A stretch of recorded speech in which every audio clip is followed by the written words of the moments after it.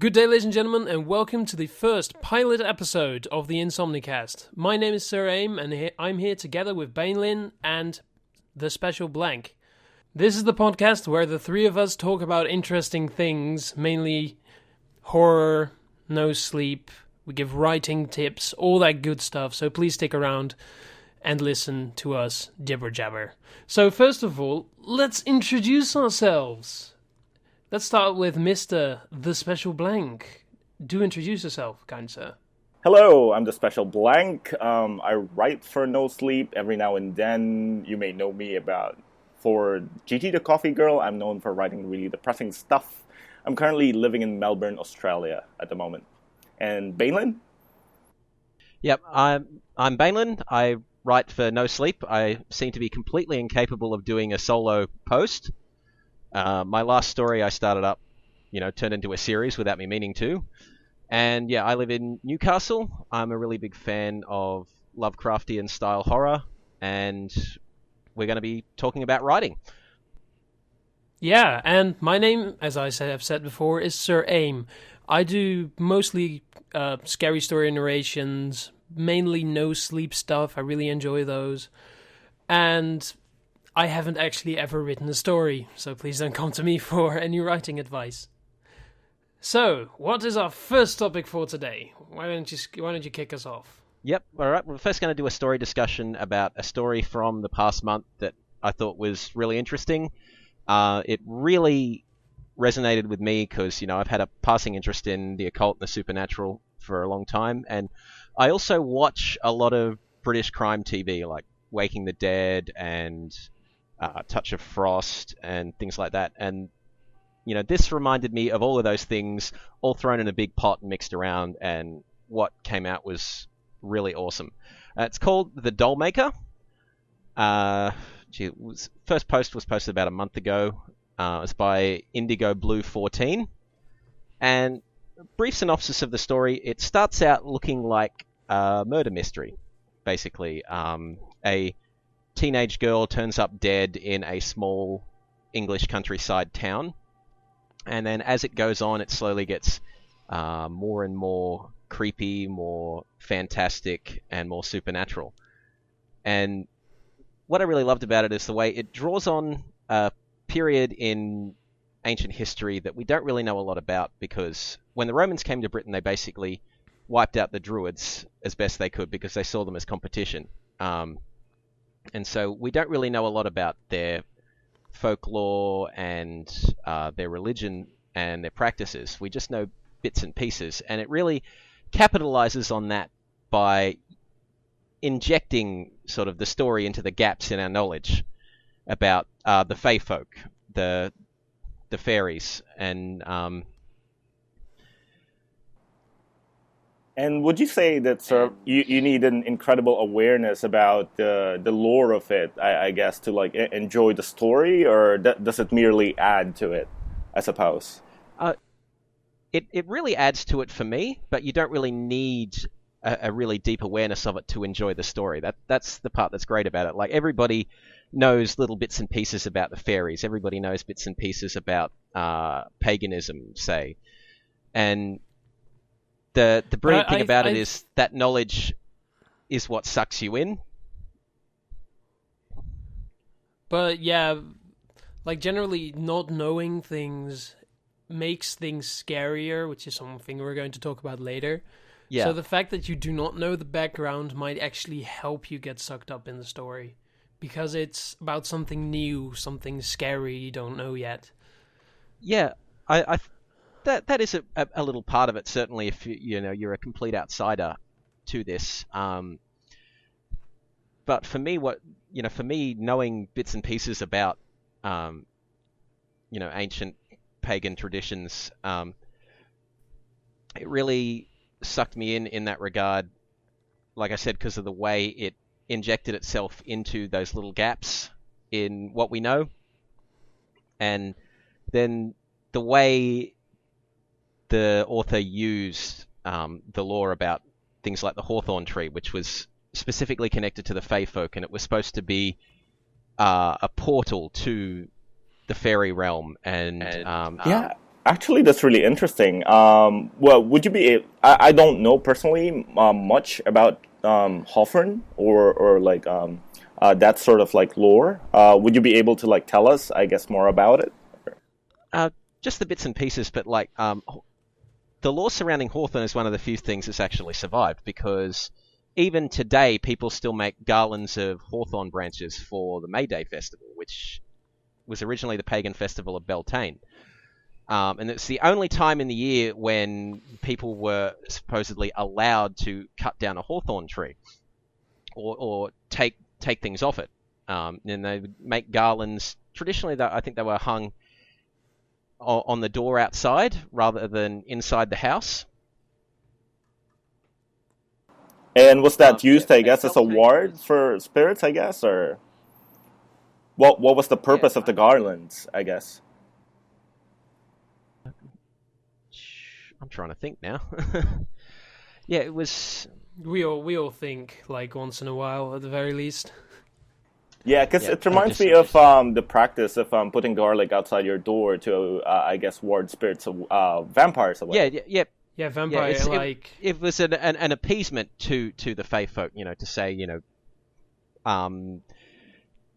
we both share the same land and we are acknowledging your presence here, and thankful for your beneficence. Basically, don't kill us.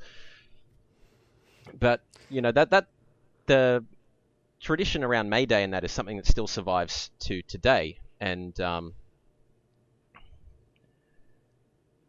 yeah, it's kind of like really cool that's been used, I guess, as a pivotal point of the story when not a lot of people were, I guess, right now are aware of like the lore surrounding Hawthorne and the Faes.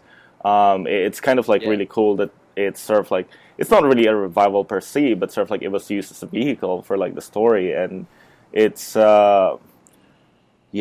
it's kind of like a really cool vehicle for finding more about it, I guess. Yeah, and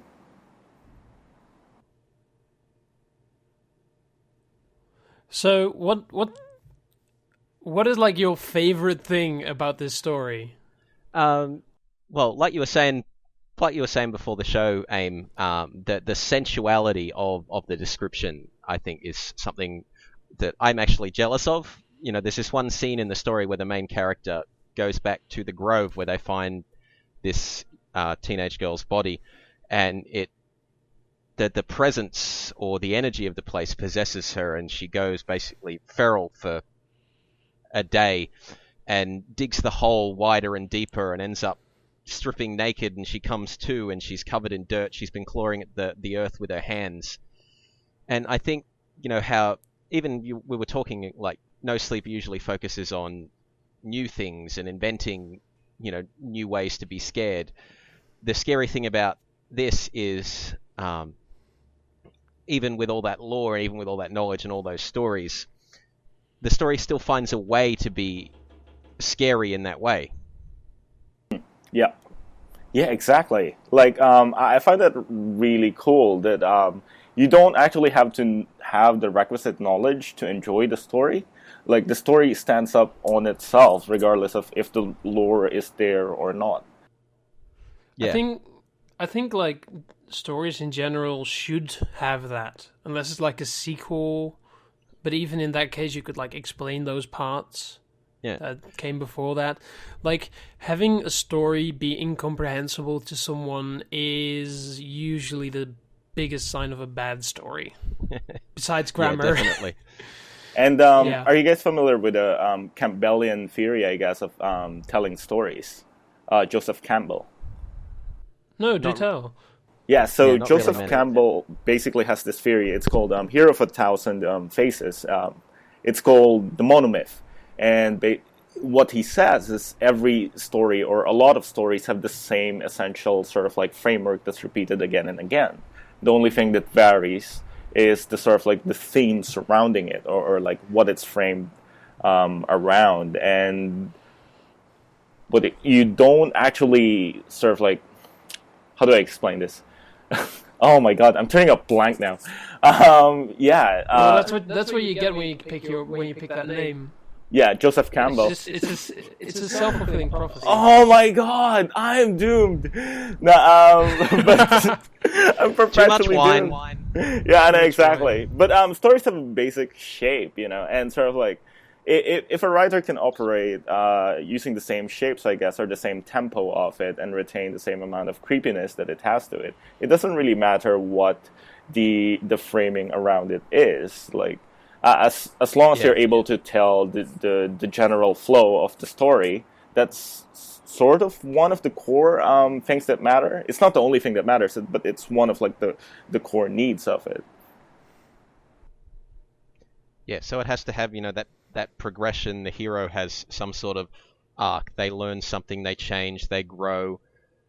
There's a definite arc in the Dollmaker, like with the main character Ellie. She starts out, I suppose, this very straightforward, down-to-earth character, and then she gets touched by, this other world, and ultimately ends up going there. And then she describes herself as well at one point as asexual, but then she has a sexual encounter with the Haunted God as well. So, there's another element to that. And I think...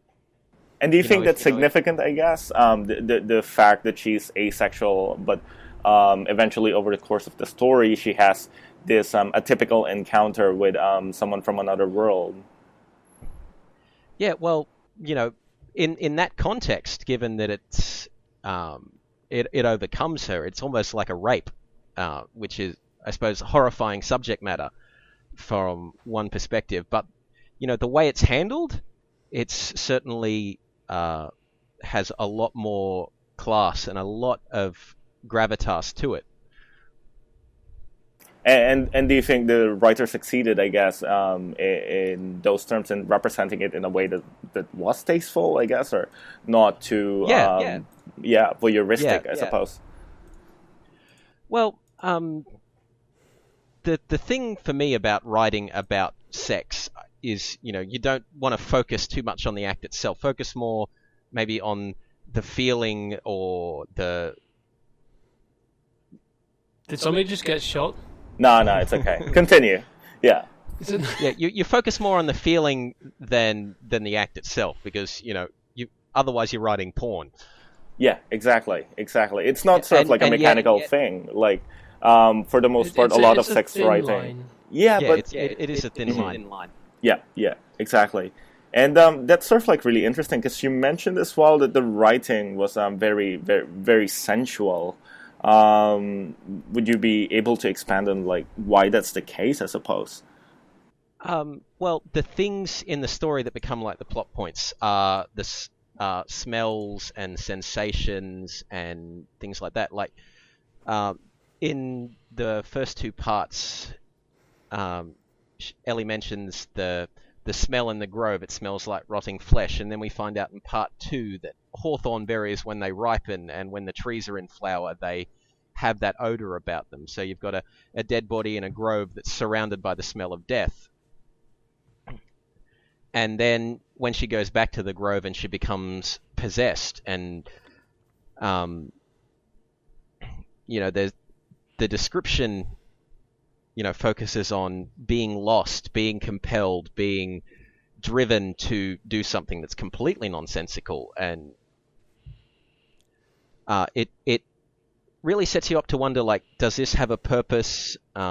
What's going to happen next? And then that really, then we find out later on that somehow she's fallen. No, wait, yeah, she has the dream, and then she finds out later she's fallen pregnant. And all that leads up to the final confrontation. And this is one of my favorite parts about this story, is it was somebody posting as though they were looking for advice, and they really started taking advice from their audience. She researches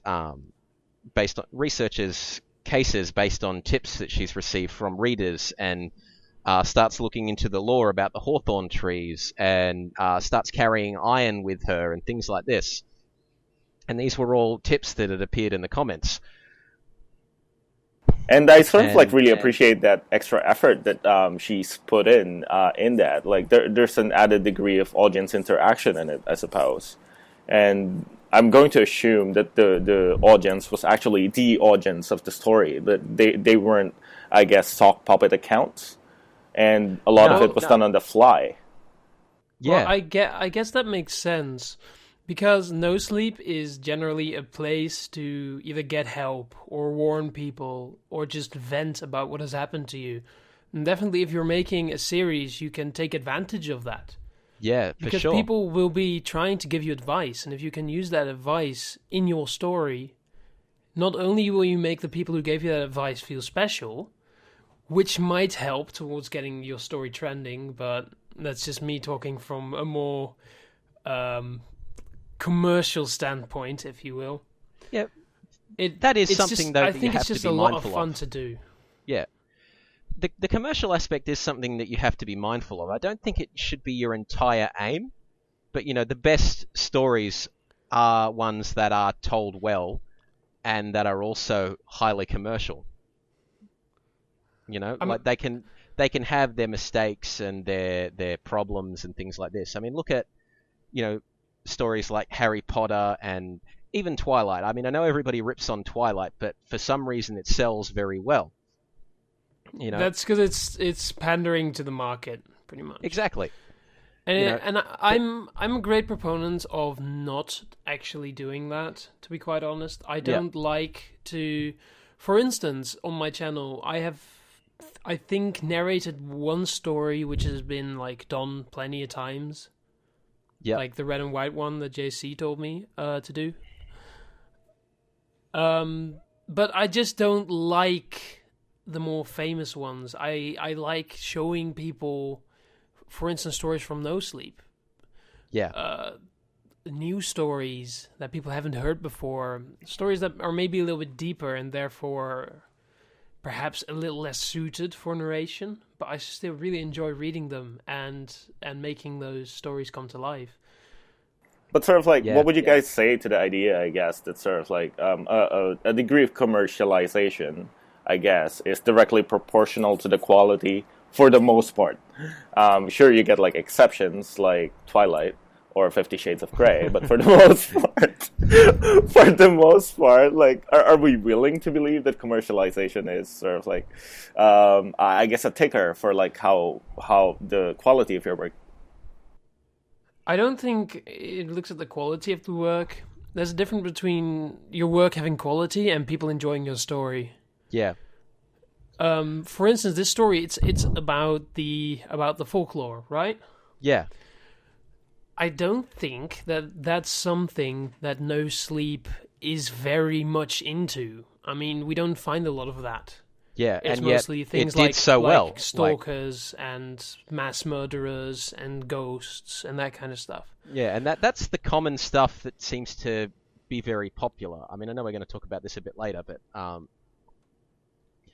we do have those common types of stories like, oh, there's a creepy ghost that's following me, or things of that sort. They just seem to crop up over and over again. But that, I think, makes when something truly different shows up and it makes its mark, it really just elevates it that much higher. One of my favorite authors, Ian Irvine, the best piece of advice, his favorite piece of advice to give aspiring writers is to be original, but not too original. And, that's kind of what I'm getting at with pandering to commercialism in that sense. You can go out and write brilliant stories, and they can be brilliant, but if they don't really appeal to a lot of people, then, of course you're writing for yourself, but you're never really going to hit the big time in any sense, on No Sleep or as an author, or, if part of your aim as an author is to sell your material in whatever sense that is, you have because to that is think about the kind of the salability dream, of your isn't work. it? Yeah. The dream is to be able make to $100 live million off of your and live hobby. like Scrooge McDuck, Yeah, Yeah. exactly. I mean, and having fun doing it. That's a very important part of it, of course. Yeah.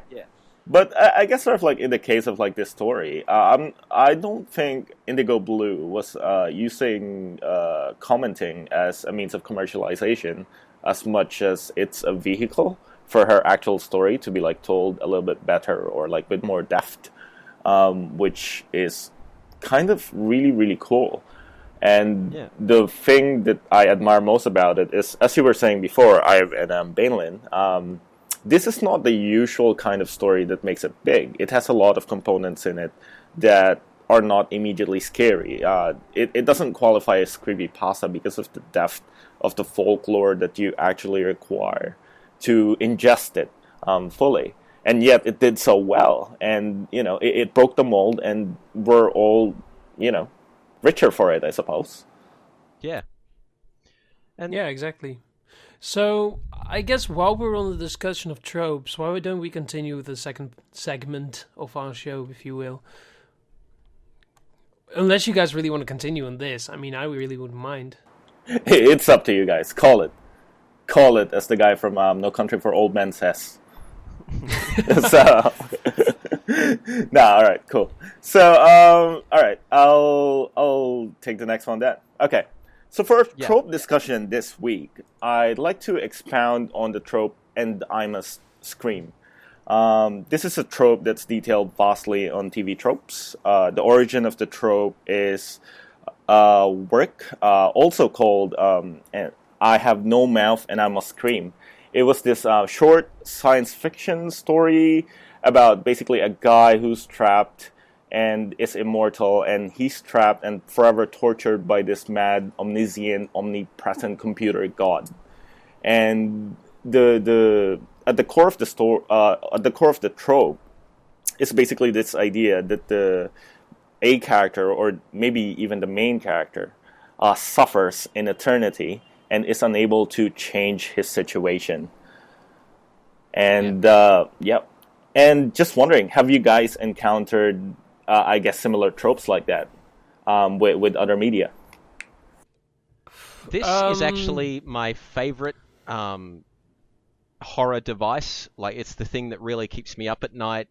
It gets the adrenaline pumping, and like I will be compelled to read a story with this in it, even if the writing is a little bit shifty or I find the characters reprehensible or things like that, because it's still one of those things that I will always find scary. I mean, I've said as much to other people on No Sleep, and I think it's a really good trope as well. There was a story from a few months back about somebody who found a photo album in a thrift store, which is another one of those recurring themes that we seem to see. Yeah, like I found the scary object, and now it haunts me. Boo. That used to happen back on eBay. People would be like selling stuffed toys as haunted, and yeah. Exactly. Wait, did that actually happen? Was that an actual thing? Yeah, I've seen people used to do that. Yeah. Oh, fascinating. Mm-hmm. Anyway, you should totally buy that haunted doll. It'll be fun. Just like at night, you would just hear it like murmuring. It's gonna be fine. It's gonna be fun. No problem. Exactly. Anyway, just to expound on the trope further.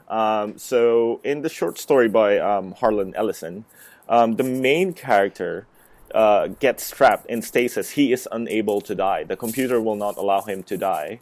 And he is trapped in a state where he has no mouth, he has no eyes, and he's forever in torturous, incredible pain. And the computer inflicts on him warped perceptions of time so that he experiences, for example, minutes in terms of centuries. So he just basically stares out for centuries and centuries. And it's sort of like, it's, as you said, it's like one of the tropes that does keep me up awake at night. Yeah. Yeah, it really works, I mean, the entire idea of having to live, well, not even the rest of your life, but the rest of your eternity in pretty much hell is pretty much the scariest thing that's there. I mean, dying as far as we know, you die and then it's over, right? Yeah, exactly. Yeah. And Unless- and that is like part of the appeal, or not the unappeal, I guess, of like the trope. It's that there is no escape from But- the suffering. Yeah, but it's a major part of a lot of Western mythologies too. Like, and indeed all over the world, just about every culture has some version of eternal damnation. Exactly. And just So do you have it's any something that examples, I crosses- suppose, or? Well, you've got hell, hell in the Judeo-Christian Oh yes, mythos. exactly. Yeah. Greco-Roman mythology has the underworld. Yeah. yeah, Mythology lots also has of- Prometheus, who is kept immortal and must be gnawed on by, I guess, like eagles, and then he heals back Yeah, again, every and he day. has to suffer again and again. For And then America. there's Sisyphus. Does that just mean? Nah, that's just Sisyphus, it. condemned to push a rock uphill for all eternity. Yes, Oh, yeah. Sisyphus is another cool one. And there was this Norse character, I forgot what it is, but he gets stripped on by venom. Loki. Loki, That yes. was yeah. Mhm. Loki. I'm trying to remember my Norse mythology. I can't remember if it was because he killed Balder or something else. But yeah, he's placed in a cave where Jormungand, the world serpent, is chained up, and the venom of the world serpent drips into his eyes for all eternity. Until Ragnarok. And that is incredibly fascinating, right? Like, it works in anime as well. Hidan from Naruto, just to be a total nerd. And but yeah, High five. Oh wow, cool! High five. Now, I was actually sort of like gonna put the question to you guys. Why do you guys think the trope works so well? I guess. Well, Because it's so universal to all cultures, and it's can be iterated in so many different ways and still be scary. yeah, exactly. Because it's a very broad thing, you know. Like we just heard with all these stories you guys were mentioning and all this mythology, it happens Yeah. in very many different ways.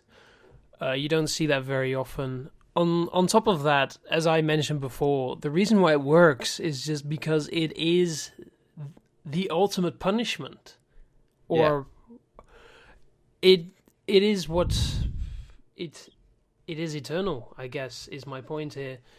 It is the scariest thing that can happen to you. Yeah, exactly. Yeah. Exactly. Which is fascinating and wonderful.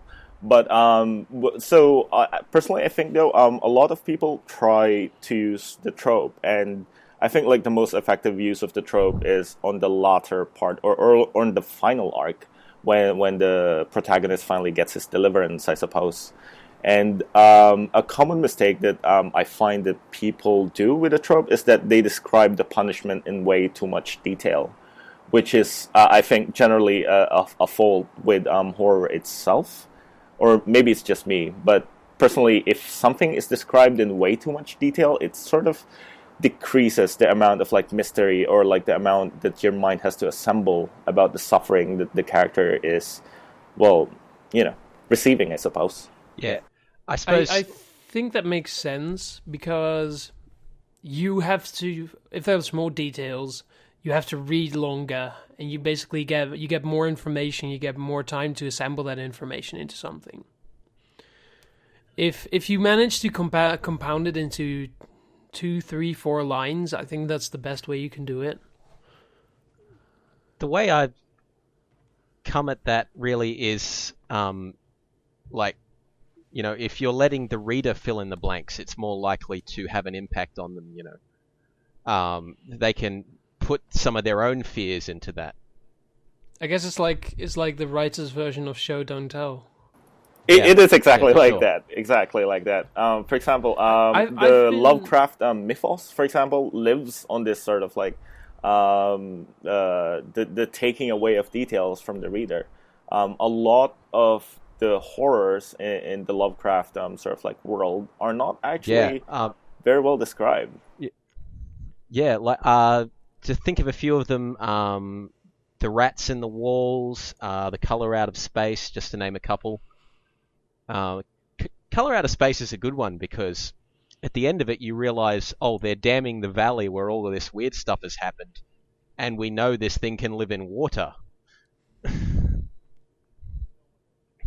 yeah, no one knows what it is.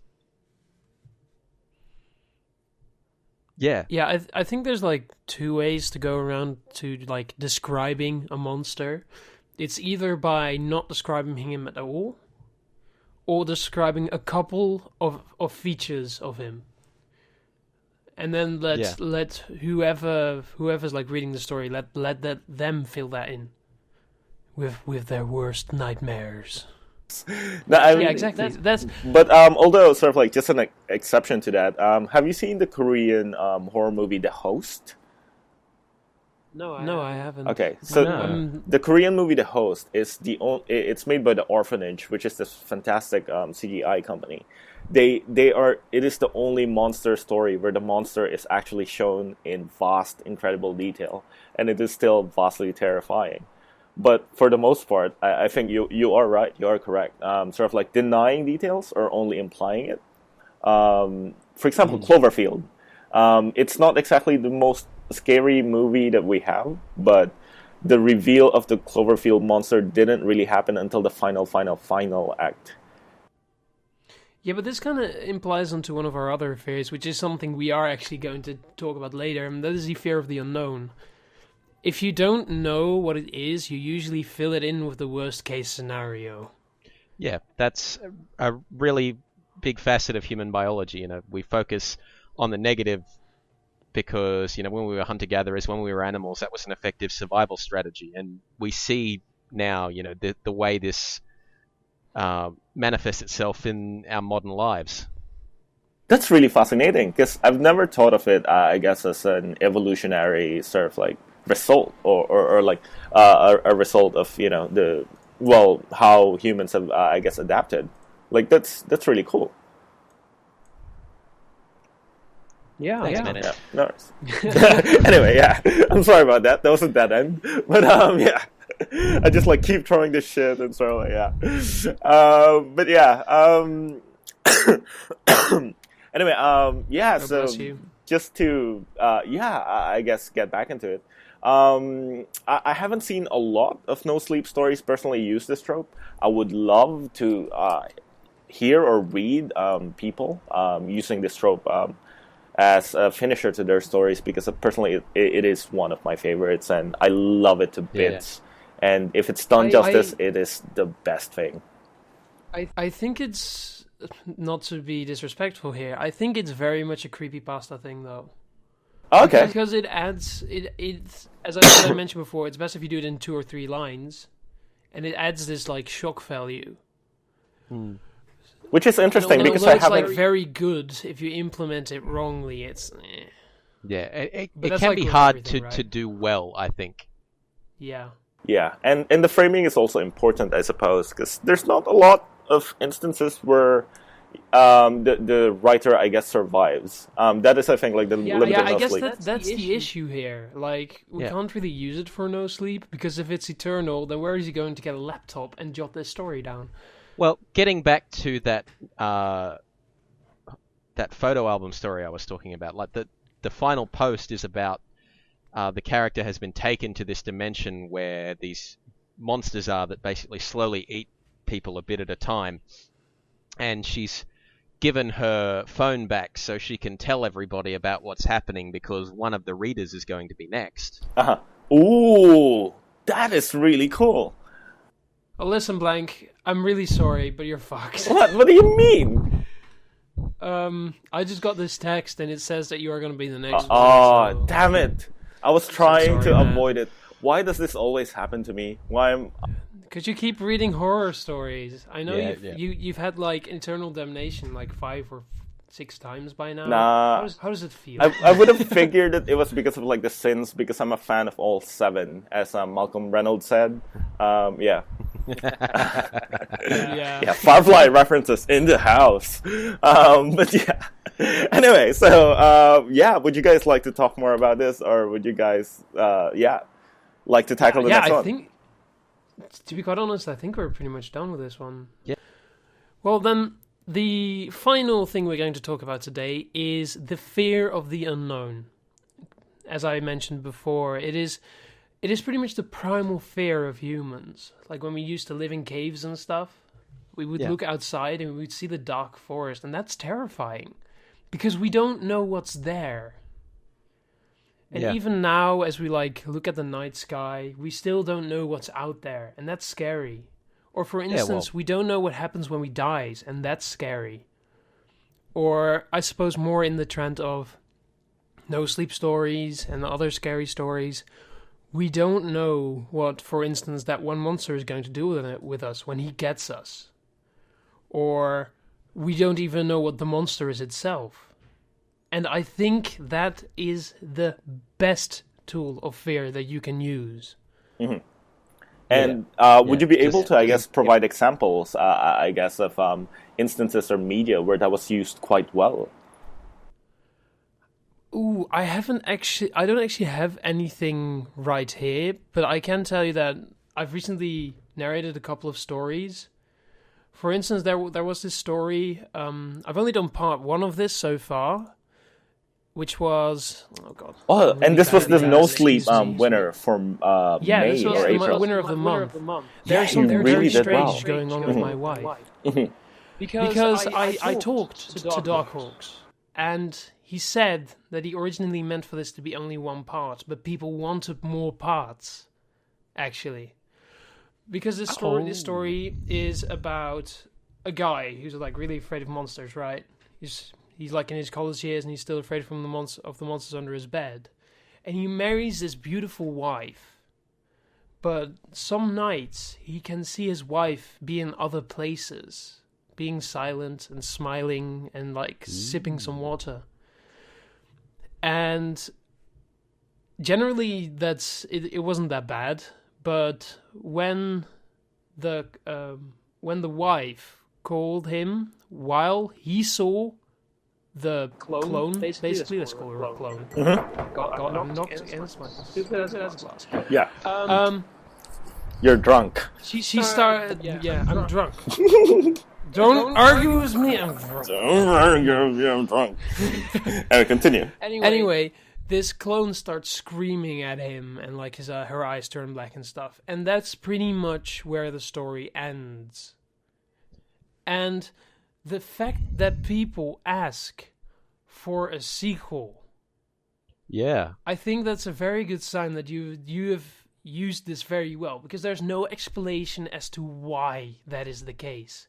Yeah. And that is what I think is absolutely terrifying. Yeah.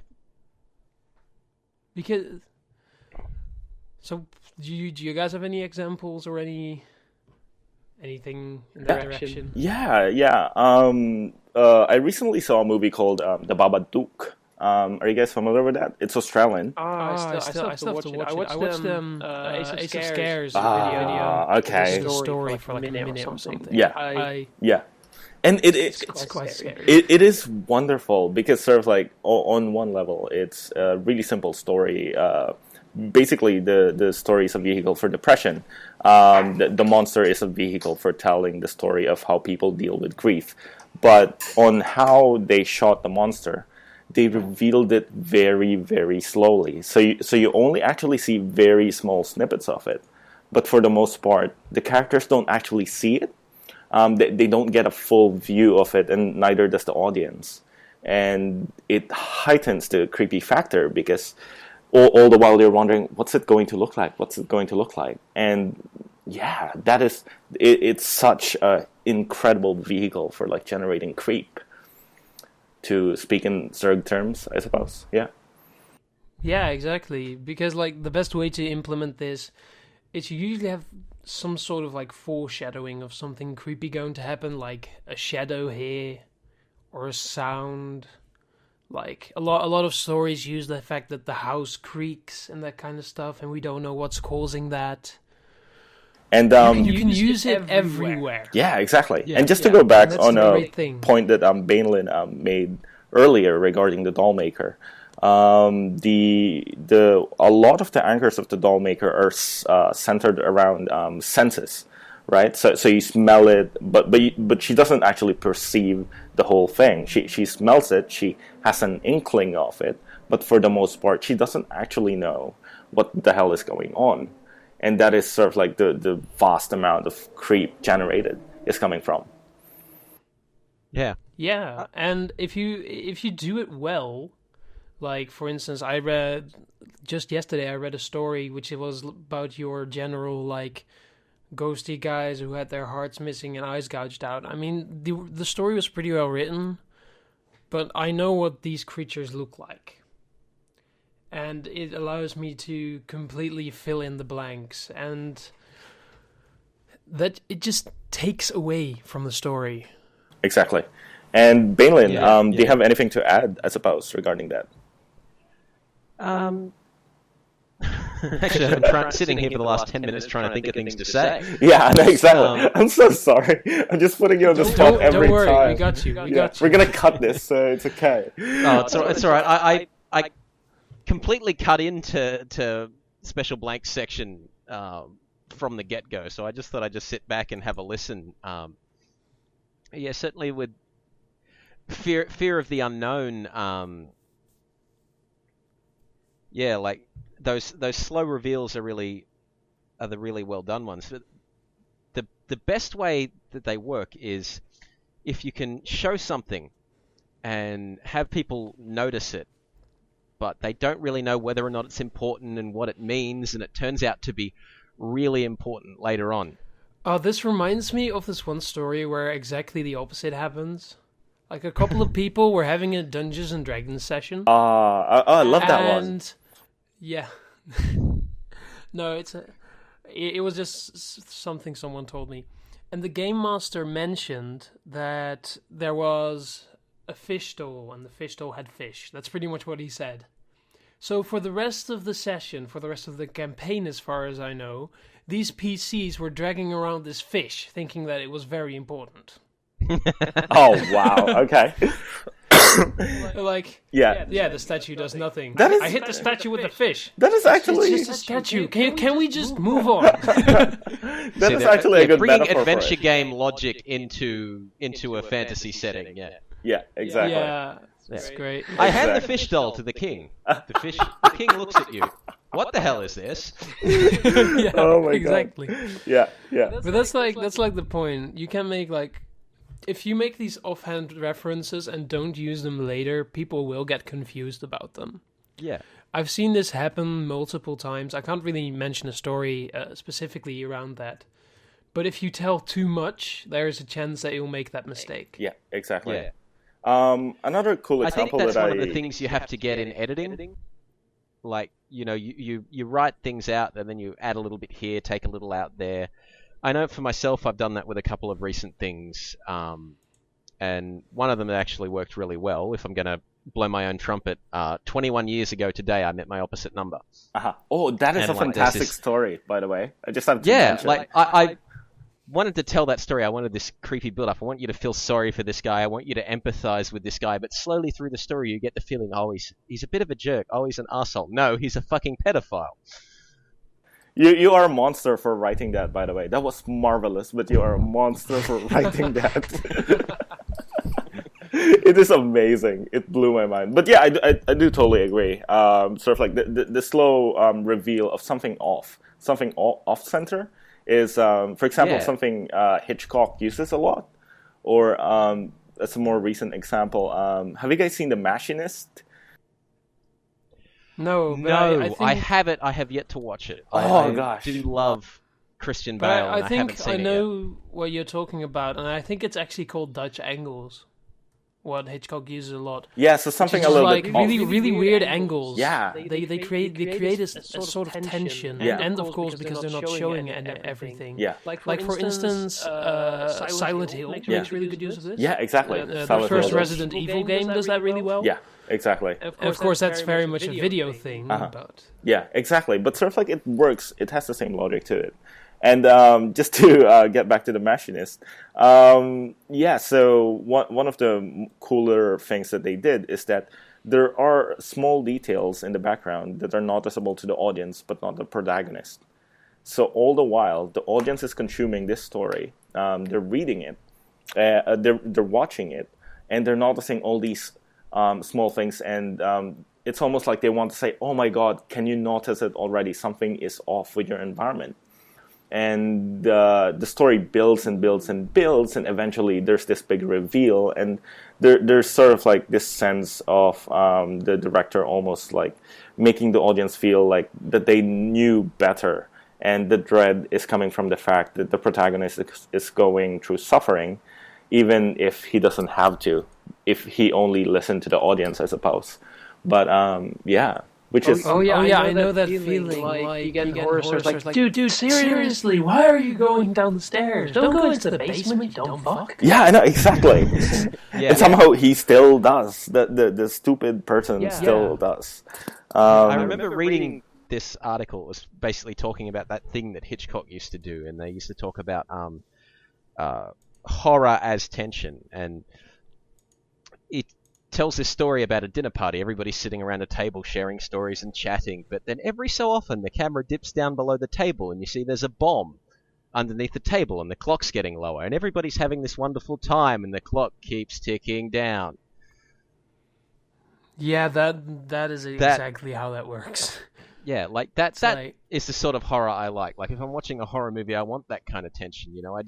I'm not really a fan of startle and gore and things like that. I'd rather it be, you know, oh, when's the bad thing's happening? Yeah, it's coming, isn't it? It's coming. Why doesn't why don't the main characters know about it? Like, you know, why don't they listen to me? Why is she going into the woods, for example? I think it's that feeling of helplessness, the fact that you can't change it. That it has already happened, and that it's just recording. You're an observer that's forced to watch this horrible thing. You know, and it makes you empathize with the character in another way. Exactly. That is exactly right. Yeah, which is, I guess, what the rest of the Saw movies are about. Nah, I'm being facetious. I'm not sure if I actually dig the Saw movies, but yeah, I mean, sort of like, they feed off the empathy with the main characters and sort of like you just have to watch them go through these things, and the camera never cuts away. It's horrible. Yeah. Anyway, yes. So, yeah, what do you guys think of that section? Well, actually, while we're talking about like the feeling of helplessness, I think we can't use that in No Sleep very well. Because what they write is like an eyewitness account. I mean, you can't give us that foreshadowing and not give them that foreshadowing. Though perhaps you can do it like, I noticed this, but I thought better of it. It was like, yeah, it's nothing. I know, exactly. I have seen it pulled off, though. Mm-hmm. Sorry, man, you go. Yeah, so I've seen it pulled off, mainly in instances where it's a series, and the guy is basically doing a live recount of things. Not exactly present tense, but sort of like very, very close to present tense. He's just sort of like blogging about it. And then there's like small details that pop up in the corner and sort of like that are written about. And you see in the comments afterwards that they're going, oh my God, you should notice that. You should pay attention to that. And but the protagonist doesn't. Of course, the writer doesn't. And sort of and immediately not to toot my own horn. Fuck it, I'll toot my own horn.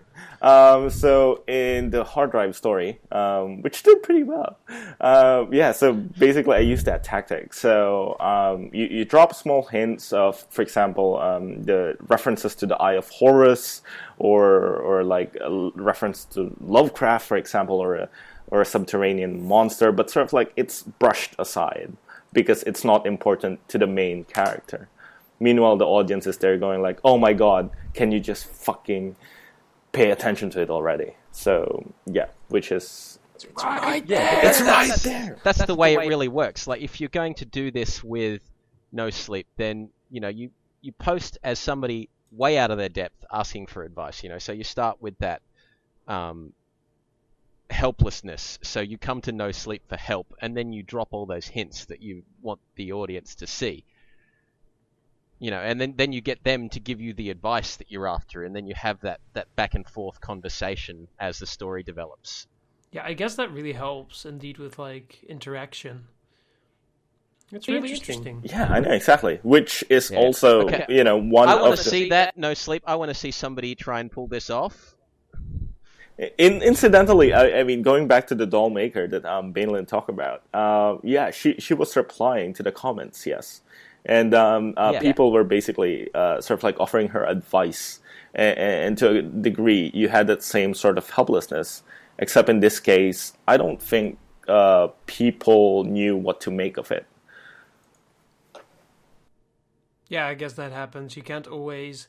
But in that case, I guess what you could do is you could just say, I Googled it or something.